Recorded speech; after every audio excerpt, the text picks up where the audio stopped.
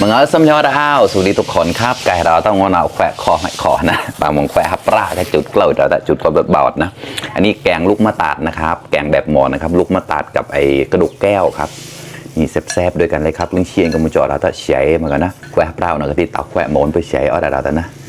คนโมนเขาจะนิยมมากครับแกงลูกมะตาดนะครับใส่กระดูกอ่อนหรือว่ากระดูกแก้วปลาก็ได้นะครับปลากดอะไรเงี้ยอร่อยเหมือนกันแล้วมีน้ำพริกปลานะเราแกะใส่มันติเชียกับผักกระเฉดนะการเปลือกวิเชียที่ปลาเริ่มเราได้เยอะนะเล็บเป็นซอสก็ตั้งเกี่ยวนกแล้วพันเดอร์หลายได้แชร์มาต่อเราแต่ก่อนป้อมงานแค่เปียวป้อมนะเราแต่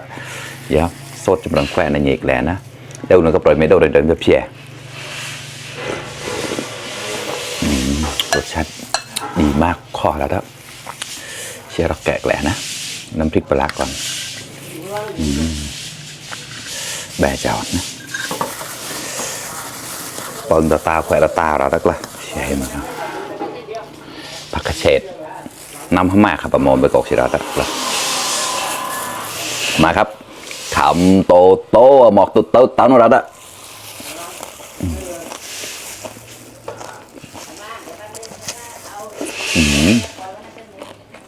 อร่อยดอดครับ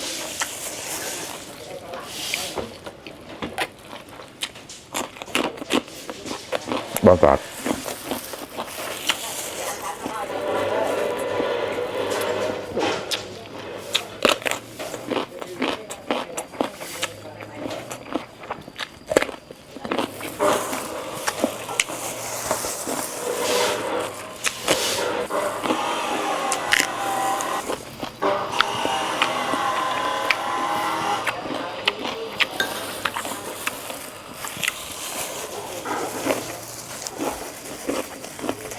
อร่อย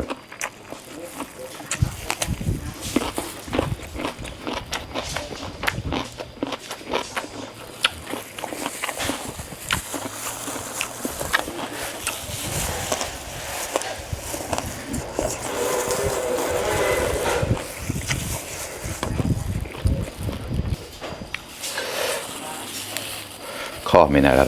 ดอดเข้ามาครับ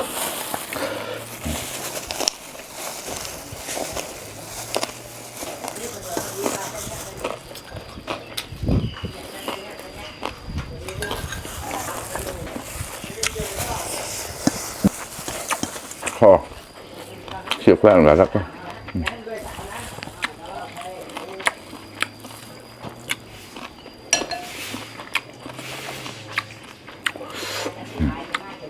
นี่ก็ตามจะแควะเปล่าจะชวนคอมเมนต์เนี่ยนะ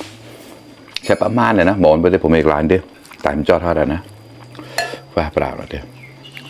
ข้อมาแล้วเนี่ยโชว์แบบบอดเดียวอันนี้คือกระดูกแก้วนะครับ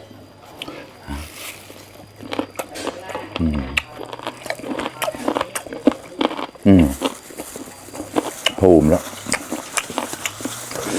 อร่อยเจ๋ออร่อยมาก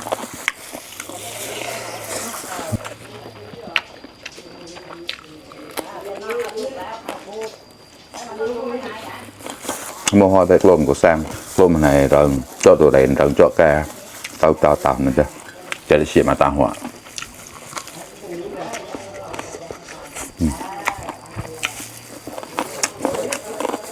khó rồi chưa bọt rồi ใครที่ยังไม่ได้กินข้าวมากินข้าวด้วยกันครับเป็นชิปป้อนกำจอดแล้วละแควะเปล่าใช้มากับแมงเพิ่ก็แมงมาต้อมาตากระเสียบ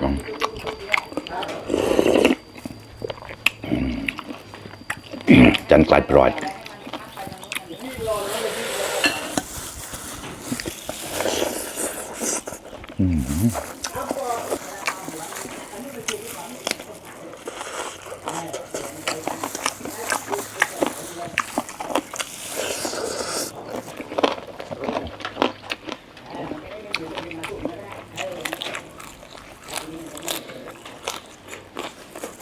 ก็เชียร์แควะเปล่าหมอกแล้วนะ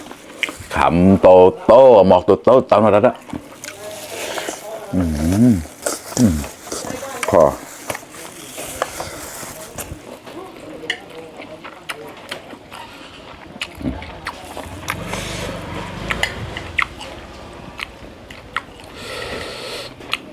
เราเป็นปอดถ้าเปล่าก็ลอยอะไรนะตามหลังดีกรองเฉยโคเชียละ